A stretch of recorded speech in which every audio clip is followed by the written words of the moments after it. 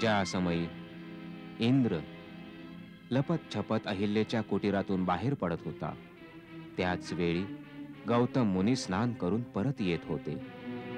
त्यांनी आपल्याच रूपात दुसऱ्या पुरुषाला आपल्या कुटीरातून बाहेर पडताना बघितलं. तेव्हा ते समजून चुकले की हे इंद्राचं कपट जाल आहे.